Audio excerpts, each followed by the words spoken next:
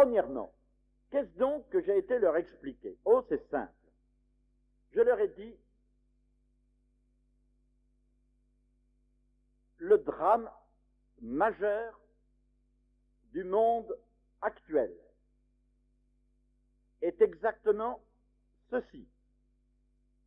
Plus d'1 milliard d'êtres humains sont dans une condition d'existence pire que celle des bêtes. 3 gosses sur 4 aujourd'hui sur la Terre n'ont pas pu manger le minimum nécessaire pour pouvoir normalement devenir adultes. Un ménage, un couple humain sur 2 sur la Terre aujourd'hui n'a pas de logis. Or, ce fait,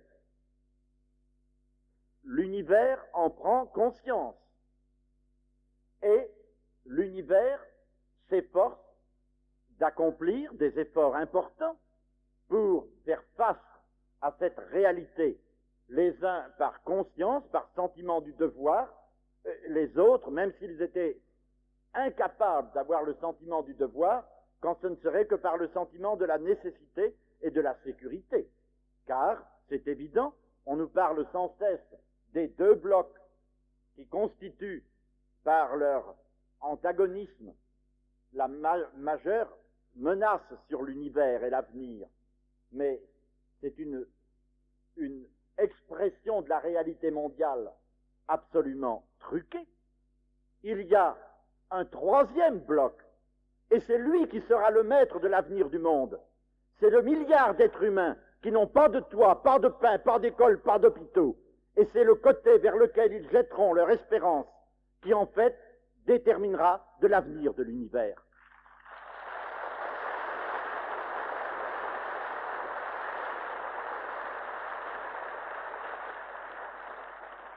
On peut dire, sans aucune exagération, en toute rigueur scientifique, positive, que c'est la fraction de l'humanité qui est dans la misère infra-humaine qui est l'arbitre de l'avenir de l'univers.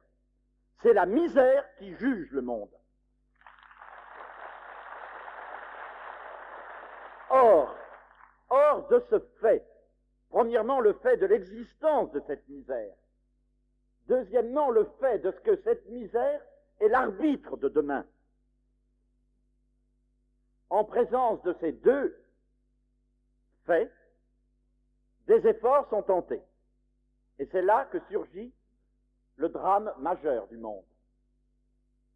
Quiconque est informé, loyal, lucide, est obligé de reconnaître que des efforts relativement considérables, certes absolument insuffisants, mais relativement considérables, des efforts d'argent, de matériel, de technique et de bonne volonté, car il y a beaucoup de bonne volonté dans le monde. Il y en a peut-être plus qu'il n'y en a jamais eu à aucune époque. Et quand on me dit, l'abbé, vous avez connu les hommes politiques, dites-nous la vérité, n'est-ce pas qu'ils sont tous des canailles? Je réponds toujours, c'est pas vrai. Il y a des canailles, mais il n'y en a pas plus que parmi les électeurs. C'est vrai.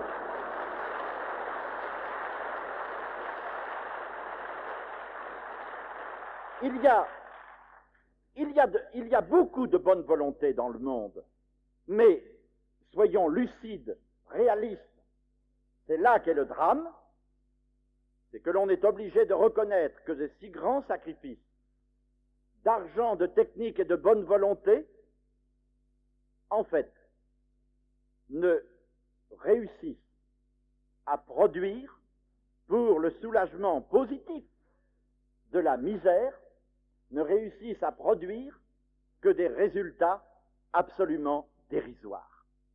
Lorsque l'on regarde l'ampleur des sacrifices consentis et les résultats obtenus, on est obligé de constater que, dans la plupart des cas, ces résultats sont absolument minuscules et que, dans plus d'un cas, déjà, non seulement ces résultats sont minuscules, mais que même les résultats ont été diamétralement opposés à ce que l'on espérait. L'on constate que les crédits, les aides économiques apportées à plus d'un pays à travers le monde, non seulement ont été inefficaces, mais n'ont abouti qu'à accélérer la corruption, la dégradation, l'anarchie, le désespoir et finalement le recours de ces peuples à quelque tyrannie, dictature ou quelque sorte de solution de désespoir que ce soit. Efforts de bonne volonté qui n'aboutissent en tant de cas qu'à accélérer la décomposition de ce que l'on voulait sauver. Et poursuivant cette analyse de la situation, je dis à ces auditoires américains, comment s'expliquer cette impuissance de la puissance, cette inefficacité de tant de techniques et d'habileté et d'argent? Il faut chercher les causes. Et je leur ai dit, peut-être que une toute petite expérience, minuscule si on la regarde à l'échelle mondiale, une expérience dans laquelle, avec quelques amis, je me suis trouvé entraîné, et qui nous a montré des résultats relativement considérables pour des moyens dérisoires.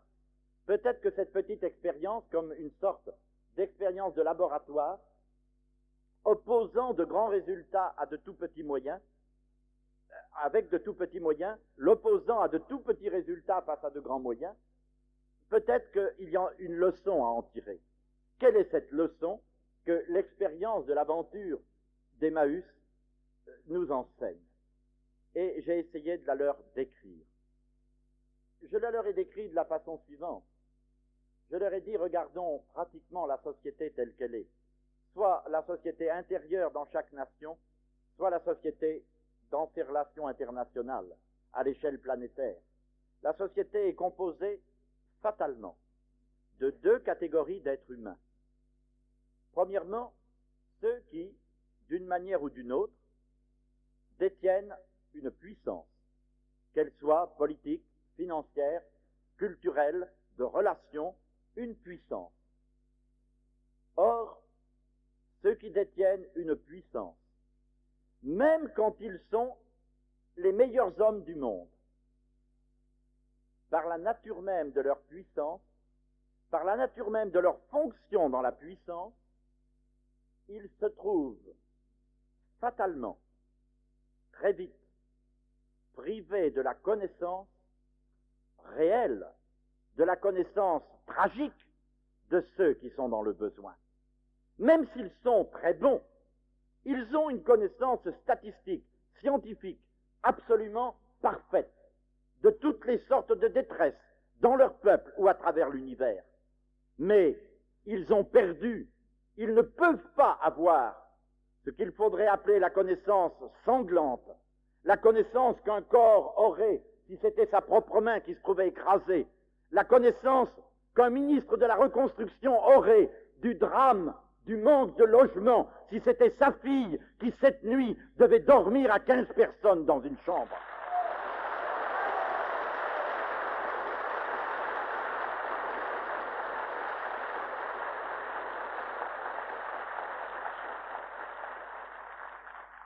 Or, voyez-vous, ça n'est pas un reproche, c'est une constatation quasi ontologique. La fonction du pouvoir, par nature, sépare de la connaissance de la détresse. Et d'autre part, la détresse, dès qu'elle atteint un certain degré de profondeur, devient quelque chose qui rend celui qui l'a subi incapable de mener la lutte pour se sauver, et même simplement incapable de parler pour exprimer son désespoir. Il n'est pas pensable. Regardons la réalité de la détresse humaine fondamentale. Il n'est pas pensable que ce soit les affamés de Bombay ou de Calcutta que l'on ramasse par tombereaux entiers les matins pour les jeter à la voirie parce qu'ils sont morts de faim dans la nuit. Il n'est pas pensable que ce soit ces affamés qui organisent eux-mêmes un mouvement efficace pour pouvoir protester et exiger efficacement une politique mondiale qui leur donne la nourriture qui existe, puisqu'on est capable de l'envoyer à l'autre bout du monde si c'est le temps de guerre. On est capable de l'envoyer pour ravitailler des armées. Qui nous dit?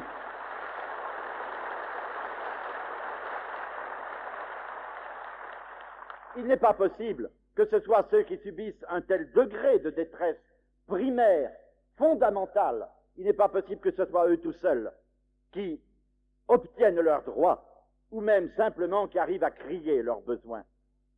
Et de même, il n'est pas pensable, pour prendre une détresse plus proche de nous, que les mamans qui voient chaque soir leur époux rentrer plus tard dans ce que l'on n'ose pas appeler le foyer, dans l'unique chambre où ils sont là, accumulés avec les gosses, avec quelquefois un jeune ménage, la maman qui voit son mari rentrer tous les soirs plus tard, parce qu'il n'a pas un coin où poser une chaise pour pouvoir s'asseoir après le travail, et que forcément il s'en va passer sa soirée au café, parce que il le sait bien, s'il rentre dans la chambre, il s'énervera, il agacera sa femme, il giflera les petits, il est fatigué de sa journée de travail, il s'en va forcément dans la rue, et forcément au café. Est-ce qu'il est pensable que la mère, qui voit tous les jours son mari déchoir, devenir un drogué, un malade, un alcoolique, sans l'avoir voulu, est-ce qu'il est possible que cette maman qui tous les soirs voit coucher dans le lit conjugal les enfants, et qui voit, comme j'en connais, mais des centaines, et il y en a des milliers que je ne connais pas, dans l'agglomération parisienne, pas perdus dans les bidonvilles d'Algérie, mais dans Paris, les centaines et les milliers de familles où le soir venu, on est obligé d'accrocher les chaises à un clou contre le mur pour avoir la place de mettre des paillasses par terre. Les chambres dans lesquelles, comme me le disait il y a quelques semaines, un évêque de France qui me racontait qu'il avait vu ça dans sa propre ville, non pas dans une famille de vagabonds, non pas dans une famille de gens qui gaspillent, dans une famille d'un de ces militants d'Action catholique. Il y avait eu un décès en fin de journée. Il n'était pas possible de faire emmener à l'extérieur le corps. C'était trop tard. Et comme la veillée se prolongeait et que la nuit se continuait, l'unique chambre était si petite qu'il a fallu que les petits-enfants de 7-8 ans, finalement, dorment sur le matelas à côté du cadavre. Dans notre pays de France, il n'y a peut-être pas de pays sauvage où l'on en est réduit à une situation pareille. Il faut que nous ayons le courage de regarder ces choses en face et avec la douleur qui devrait, enfin, véritablement nous faire nous rentrer en nous-mêmes et nous demander si nous ne sommes pas devenus des fous, si nous ne sommes pas des lâches, si nous n'avons pas trahi nos obligations d'être humains à côté de nos frères humains. Comment voulez-vous que la maman qui vit dans de telles conditions, que les dizaines de milliers, car il y en a plus de 10 000 mamans françaises dans Paris et l'agglomération parisienne, qui vivent dans de telles conditions, comment voulez-vous qu'elles soient capables d'organiser un mouvement, une manifestation, de descendre dans la rue avec des pancartes pour revendiquer? Elles sont atteintes dans une pudeur tellement profonde, dans une fibre tellement secrète de leur dignité, de leur sensibilité, mais qu'elles sont réduites au silence. Et le drame du monde, c'est qu'il est divisé entre un pouvoir aveugle et une connaissance impuissante. C'est cela le fond du drame. C'est qu'il manque un rouage intermédiaire entre ce pouvoir, cette puissance qui ne sait pas, qui ne peut pas savoir tragiquement, et d'autre part, cette tragédie qui ne peut pas s'exprimer. Et je leur expliquais aux Américains, aux gens pratiques, aux gens qui calculent tout avec des chiffres et des dollars, je leur expliquais qu'est-ce qui manque pour que cet abîme entre le pouvoir et la douleur se trouve comblé. Oh, ce qui manque, c'est une toute petite chose. Mais si nous ne sommes pas capables de la faire renaître, alors tout ce que nous aimons, il faut que nous considérions que c'est perdu et que cela ne sera pas défendu par des armes, par des puissances matérielles, quelles qu'elles soient. Il s'agit de savoir si nous serons capables de faire renaître ce petit rien, ce petit grain de folie, cette petite chose minuscule nécessaire pour rétablir le dialogue et pour faire que la passion pénètre de nouveau à l'intérieur des milieux de gouvernement. Qu'est-ce qui est nécessaire? Ce qui est nécessaire, leur disais-je, que nous avons découvert dans notre petite expérience d'Emmaüs, c'est ce que j'appelle, par une comparaison, la fonction du prophète dans la cité. Ce qui est nécessaire, c'est qu'il y ait quelques fous qui, délibérément, un petit nombre, mais un petit nombre indispensable, qui décide délibérément de s'en aller volontaire, partager la condition de ceux qui souffrent, partager cette condition non pas individuellement, car si c'est individuel, où ils se plongeront dans la douleur, et ils seront écrasés par elle, et ils ne pourront plus parler, ou pour garder la capacité de parler, ils resteront un peu en dehors du courant de la douleur, et alors ils n'auront pas autorité pour parler, car ils n'en feront pas partie. Il faut qu'ils soient dans la douleur, volontaires, partageant la condition de ceux qui souffrent, mais qu'ils y soient en groupe, afin que le groupe leur donne la force d'être dedans et de ne pas être emportés par le torrent.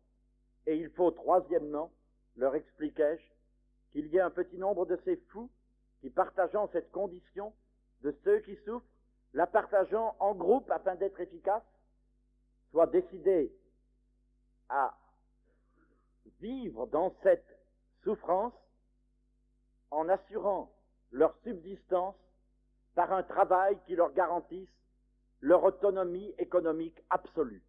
Fût-ce par le travail le plus misérable de tous, fouiller les poubelles, fouiller les ordures, mais être capable de se lever et de dire « je ne dois rien à personne ».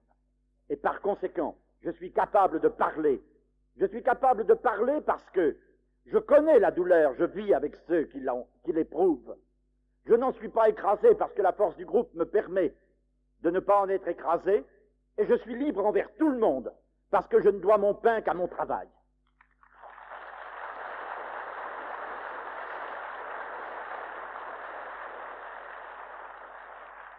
Et à nos voisins, encore une fois, calculateurs, hommes pratiques, matériels, hommes d'argent, j'expliquais cela comme un fou qui normalement devait être considéré parler dans le désert.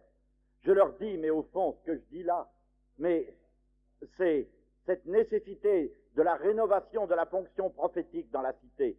Le prophète, prophémie, ça veut dire celui qui parle pour, non pas celui qui parle à l'avance, non pas celui qui fait des prédictions.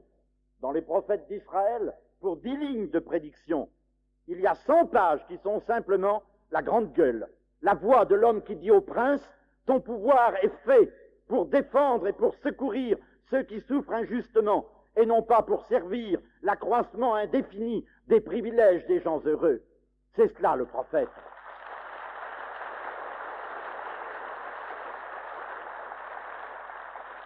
C'est cela le prophète, et c'est cela qui a disparu de notre cité contemporaine. C'était la fonction monastique primitive. Mais le monastère, dans sa renaissance merveilleuse à tant d'égards, est resté à mi-chemin et n'a pas retrouvé son incidence sociale et sociologique.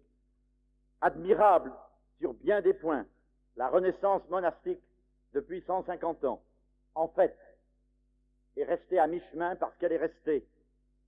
Elle a restauré quelque chose qui n'a plus rien à voir avec la fonction monastique primitive, car c'est devenu quelque chose de sélect. Le monastère n'est plus la voix des hommes sans voix. Il n'est plus la présence au milieu de ceux qui souffrent. Et c'est peut-être cela qu'il s'agit de savoir si nous serons capables de le faire renaître dans la société d'aujourd'hui. Le prophète, ça ne peut être ni un élu, ni un salarié, ni un syndicaliste, à la fois salarié et élu par ses camarades. Il faut le parlementaire, il faut le syndicaliste, il faut le fonctionnaire, mais s'ils ne sont pas précédés dans leur action par cette présence un peu folle de ces quelques hommes qui se jettent dans la détresse pour communier avec la souffrance de ceux qu'ils veulent sauver, les efforts et les vôtres des plus gigantesques programmes d'aide financière et économiques seront sans puissance, sans efficacité et souvent corrupteurs.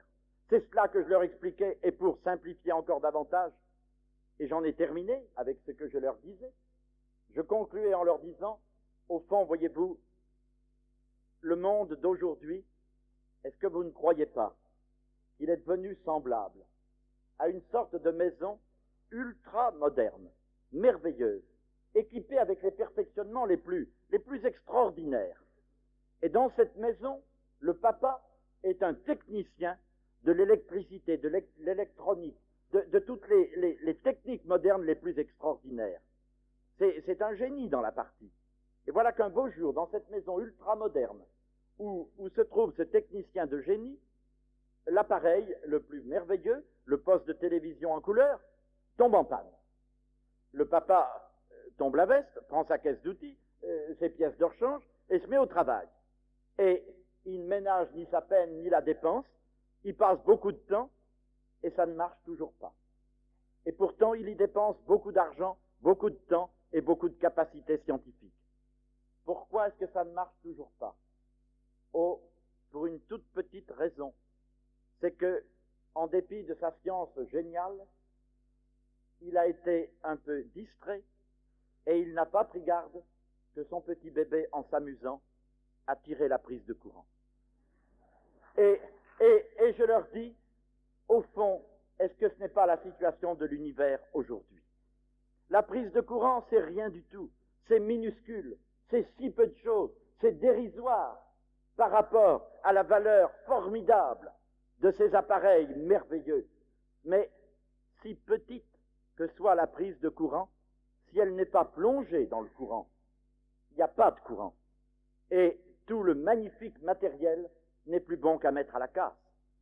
Et quelle est cette prise de courant?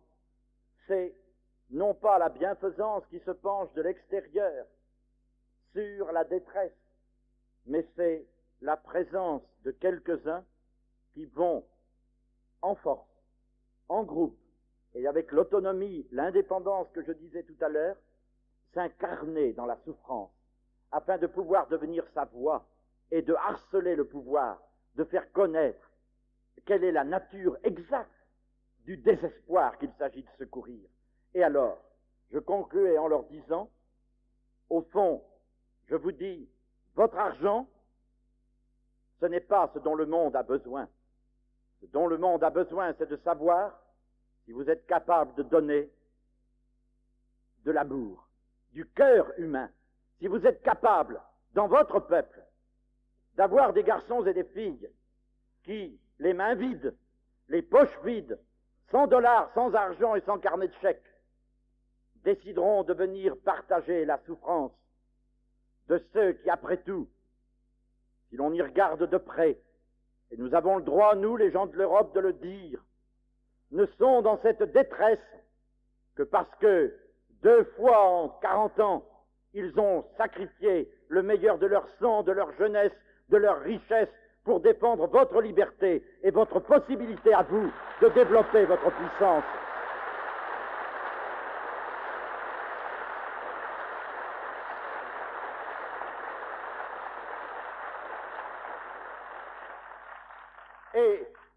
Et on ne plaint pas la peine qu'on s'est donnée, et on ne regrette pas les sacrifices qu'on a consentis, mais on a le droit, pour les sacrifices qui ont été consentis, on a le droit de parler la tête haute et de ne pas se présenter perpétuellement comme des solliciteurs et des mendiants, car en réalité, d'une certaine manière, on est des créanciers d'abord.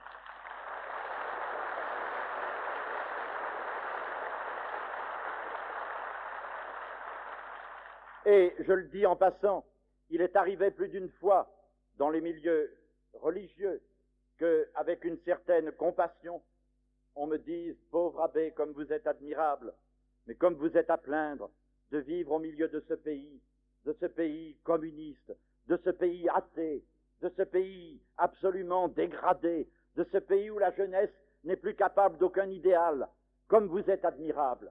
Et il est arrivé quelquefois que, quand ces discours m'exaspéraient un peu trop longtemps, je répondais à mes confrères prêtres, Il est arrivé que quelquefois je leur répondis, écoutez, comme vous avez raison, c'est vrai, la France est un pays horriblement dépravé, horriblement décadent, et certainement que votre valeur spirituelle est incomparablement supérieure, mais excusez mon ignorance, je vous serai très reconnaissant pour ma documentation de me présenter le catalogue de vos saints depuis 100 ans et de le comparer avec ceux de France.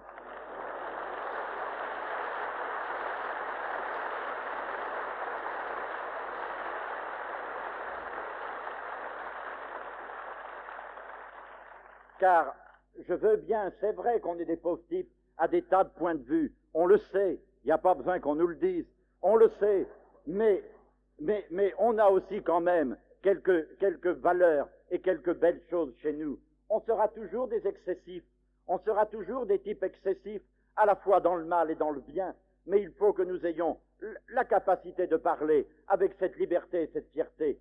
Et d'ailleurs, la preuve est faite, chaque fois qu'on ose encourir le risque, ils apprécient ceux qui sont capables de leur parler ce langage. Ils les apprécient plus que ceux qui se présentent à eux, l'échine courbée, et en venant perpétuellement se présenter comme solliciteurs. Et alors, voyez-vous, je leur dis, c'est cela que nous venons vous dire. Votre argent, plus tard, il en faudra, il y en aura sûrement besoin. Vous le devez au monde. Vous n'avez pas le droit de gaspiller.